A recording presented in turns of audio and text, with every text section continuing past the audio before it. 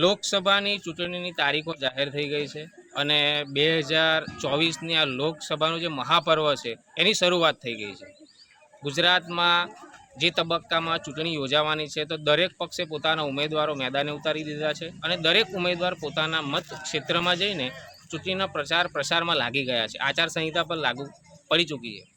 પરંતુ આ વખતેની 2024નું જે ચૂંટણી જે ઇલેક્શન જે થવાનું છે એની અંદર ઘણા બધા મહત્ત્વના ઐતિહાસિક ચુકાદા, મહત્ત્વની યોજનાઓ અને કેટલાક પ્રશ્નો અને સમસ્યાઓ લઈને લોકોનું શું મંતવ્ય છે આપણે જાણીશું. અને ઘણી બધા પ્રશ્નો છે કે જેમ આપણે જોઈએ કે રામ મંદિરનો ચુકાદો હોય કે CAA હોય કે પછી ભારત જોડો રાહુલ ગાંધીનું જે યાત્રા છે એને લઈને લોકોનું શું મંતવ્ય છે અને સાવલીના લોકોનું શું મંતવ્ય છે આપણે જાણીશું કે એ લોકો આ વખતેની લોકસભાની જે ચૂંટણી યોજાવાની છે તો એ લોકો કઈ પ્રકારે આ વખતેનું મતદાન કરશે અને કેવા ઉમેદવારને જીતાડશે. આપનું નામ? વાઘેલા અજીતભાઈ બક્ષોભાઈ.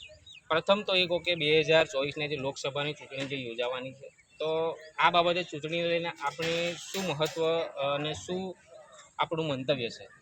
મારું મંતવ્ય એવું છે કે જે આપણે જોયું કે રામ મંદિરનો જે ચુકાદો ઘણા વર્ષોથી અટકીને હતો એ નરેન્દ્ર મોદીના શાસનની કાયદો પસાર કરીને જે રામ મંદિર આપણું નિર્માણ થયું અને જે રીતે ઘણા એવા સંતો સાધુ સંતોની માગણી હતી કે રામ મંદિર બને અને એ રામ મંદિર આજે રામયુગ શરૂ થઈ રહ્યો છે ત્યારે હું નરેન્દ્ર મોદી આપણા ગુજરાતના પનોતા પુત્ર એવા શ્રી નરેન્દ્ર મોદી સાહેબના લીધે ભારતીય જનતા પાર્ટીને જ મત આપીશ.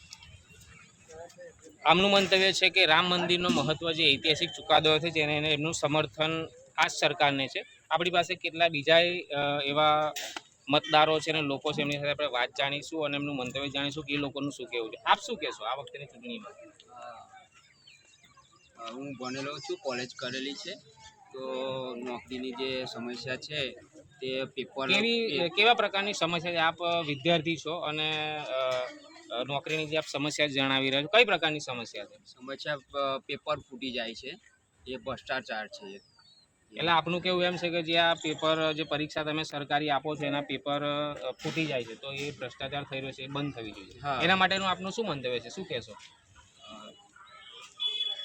બંધ થઈ જવું જોઈએ એવું. એટલે જે ભ્રષ્ટાચાર છે એ બંધ થઈ જવું જોઈએ. એટલે આ ભ્રષ્ટાચાર જે થઈ રહ્યો છે, જે પરીક્ષાઓ ગવર્મેન્ટ સરકારી જે પરીક્ષાઓ આવે છે એમ જે પેપર ફૂટવાનો જે બનાવ બની રહ્યો છે એની ઉપર રોક લાગવા જોઈએ એ એમનું મહત્ત્વનું એક મુદ્દો છે અને એમનું મંતવ્ય છે. આપનું શું નામ છે? મારું કોઈ કલ્પેશ છે નામ. આ જે લોકસભાની જે ચૂંટણી હવે આ 2024માં આવશે તો આપની આ કેટલા સંતુષ્ટ છો જે આ ચૂંટણી આવી રહી છે અને હવે જે આ નવી ચૂંટણી આવશે, નવી સરકાર યોજાશે તો આપ કેવી સરકાર ઈચ્છો છો? આપણો બધું સારી સરકાર આજે હાલમાં સરકાર છે, ભાજપ સરકાર, એ જ ઈચ્છું છું. પણ જે વ્યવસાયના લીધે જે નોકરીઓના લીધે જે થર્ડ પાર્ટી છે કંપનીમાં, થર્ડ પાર્ટી એ બંધ થઈ જોઈએ અને પરમેનન્ટ કંપનીઓમાં લે એ રીતે. આપના વિસ્તારમાં રોજગારીની સમસ્યાઓ છે?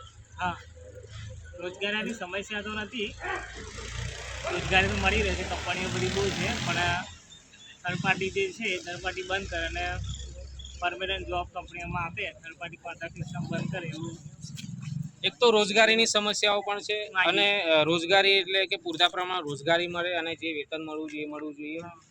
કેટલાક બીજા પણ આપણી સાથે જોડાઈ ચૂક્યા છે એ લોકોનું પણ આપણે મંતવ્ય જાણીશું. આપ શું કહેશો? વર્ષ 2024ની આ જે લોકસભાની ચૂંટણી આવી રહી છે એ સંદર્ભમાં હું દેશના નાગરિક તરીકે મારો વોટ કિંમતી છે. હું સમજું છું હું મારો વોટ અવર્થે ના જાય એવી સરકારને આપીશ, એવી સરકાર લાવીશ કે જે દેશનું આગળ લાવી શકે. જે બધા પ્રશ્નો છે, યુવાઓને નોકરી નથી મળતી, રોજગારલક્ષી, ધંધાલક્ષી, ગામડાઓમાં અપૂરતી સેવાઓ, અપૂરતી અસુવિધાઓ, એ બધી સુવિધાઓને પૂર્તતા કરે એવી સરકારને હું મારો વોટ આપીશ કે જેથી મારો વોટ અવર્થે ના જાય અને મારો વોટ ઉગે. અત્યારે તો સરકાર સારું જ કામ કરી રહી છે.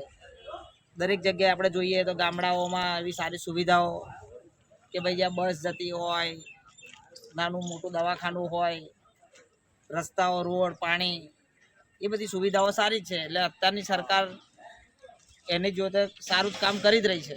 આપણા વિસ્તારની કોઈ સમસ્યા આપણે આ સરકારથી સંતુષ્ટ છો? કોઈ સમસ્યા આપણા વિસ્તારની કોઈ ખરી? કારણ કે આ ચૂંટણી આવી રહી છે લોકસભાની, નવી સરકાર બનશે અને દરેક પક્ષના ઉમેદવારો પણ નક્કી થયા. તો અત્યારના જે ઉમેદવાર છે એનાથી તમે સંતુષ્ટ છો કે તમારી કોઈ નવી પસંદગી છે? આપ શું કહેશો એના વિશે?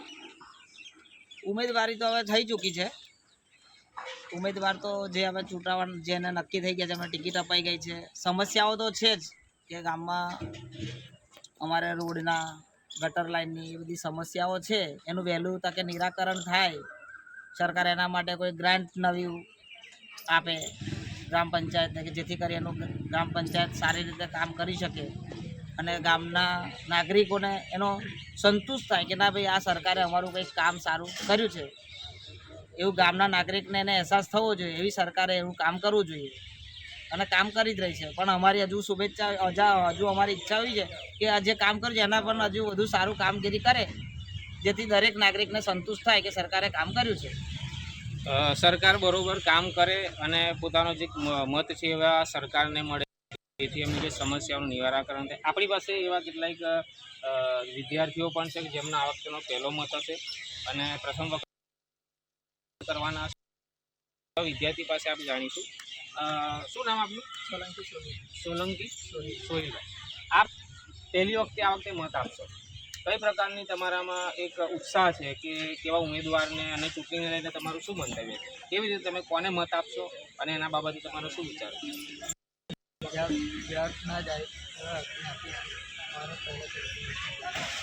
આ વખતે તમે મગજમાં શું વિચારો છો કે તમારું મંતવ્ય શું છે કે કઈ પ્રકાર મત તમે કોઈ ઉમેદવારને આપશો તો કઈ તમારા જે પ્રશ્નો હોય, તમારા જે સમસ્યાઓ હોય, તમારા મનમાં શું હશે કે હું આ વ્યક્તિને કે પસંદ કરીશ અને મત આપીશ કે ભાઈ અમારા જે આ પ્રશ્નો છે હલ કરીશું? અમારે સમસ્યા છે કે રોડ રસ્તા, બેરોજગાર છે, એમને રોજગાર મળી શકે. આપણે જોયું કે સાવલી તાલુકાના મતદારો સાથે આપણે વાતચીત કરી, એમના વિચારો, એમના મંતવ્યો જાણ્યા. ઘણી ખરી રીતે રોજગારની બાબત હોય, શિક્ષણની બાબત હોય, બેરોજગારી, કે જે સાવલી તાલુકાના લોકોએ જણાવ્યું તેમ કે રોજગારીની તકો ઊભી થાય, શિક્ષણમાં પણ શિક્ષણનું સ્તર એક સારું બને. બીજું કે કેટલાય લોકોના આપણે મંતવ્ય જાણ્યું કે અત્યારે ઐતિહાસિક ચુકાદો જે રામ મંદિરનો ચુકાદો આવ્યો છે એને લઈને પણ એમનામાં ઉત્સાહ છે કે આ મહત્ત્વનો ચુકાદો થયો તો અમારો મત આ પક્ષને જશે અને આ સરકાર બનાવીશું.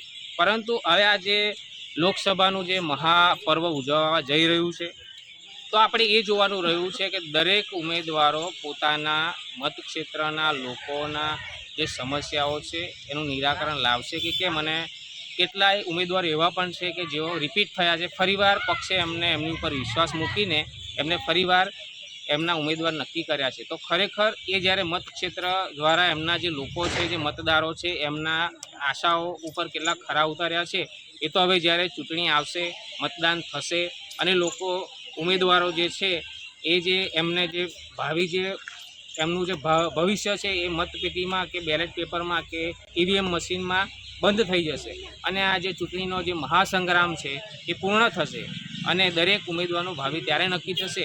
તો જોવાનું રહ્યું અને સાવલી તાલુકાના લોકોનું જે મંતવ્ય જાણ્યું અને એના દ્વારા જે લોકો ઉમેદવાર જે પસંદગી કર્યા છે અને એમને કઈ પ્રકારનો કોને મત આપવો એ નક્કી થશે.